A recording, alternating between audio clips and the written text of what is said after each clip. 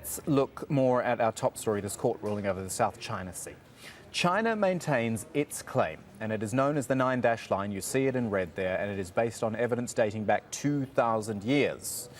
China, Vietnam, the Philippines, Taiwan, Malaysia and Brunei, however, all have overlapping claims in the region.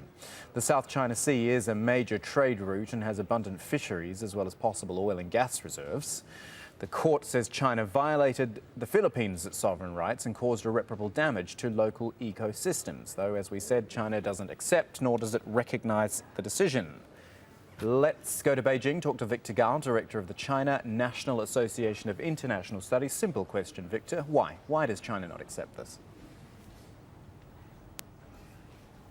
Today is a day of infamy, and I think history will remember this day as this particular illegal arbitration court and tribunal are violating its own terms and misinterpreting the international law on the law of the sea. And the Chinese government has from the very beginning made its position very well known, not to recognize this court, not to recognize the ruling from this tribunal, and not to abide by any ruling from this tribunal. The Chinese government even has called this ruling as a piece of scrap paper. And I think what China needs to do is to make the case to the whole world.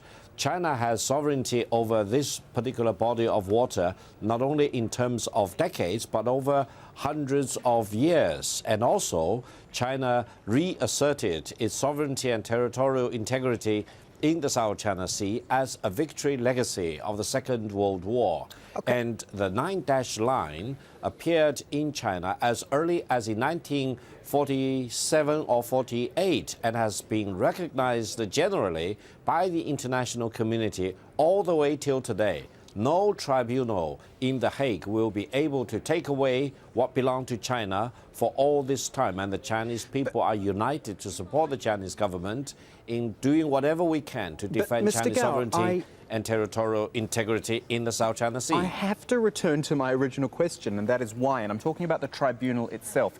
You've given me the historical reasoning that China gives. I'm wondering what it is. Why is this tribunal viewed as illegal when other countries are happy to abide by it? If you read history, there have been many, many cases where sovereign countries have decided to disregard the ruling from this kind of tribunal. The United States did that in the 1980s about the ruling on the Nicaragua situation.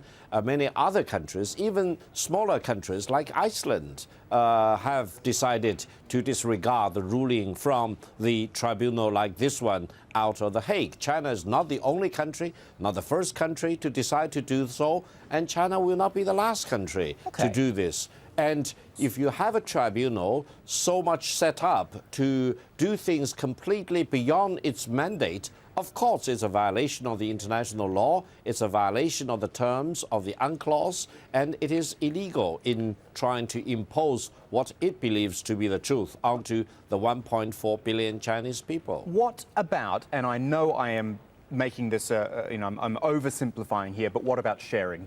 There's plenty of South China Sea to go around. Why can there not be some sort of agreement come where it is almost carved up in a way?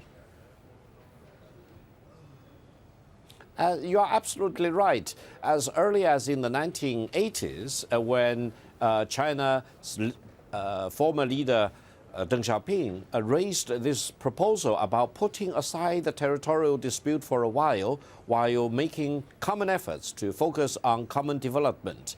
And I think countries in the South China Sea, including China and the Philippines, Vietnam, etc., should be able to reach an agreement through diplomacy and negotiation to focus on common development in this vast area of the South China Sea. That is the right way to go forward. It is not by bringing other powers, including the United States, into the South China Sea. The United States right now deploys 2 aircraft carrier battle groups in the South China Sea, try to put pressure onto China. And I don't think this will work. China is a great country with strong military and China will not succumb to any pressure from countries like the United States. If the United States believes it can achieve its strategic goal by sending ships to the South China Sea, China can and has the ability to do so by sending its own ships to the Gulf of Mexico or in the waters off coast from California or from Virginia. This will happen eventually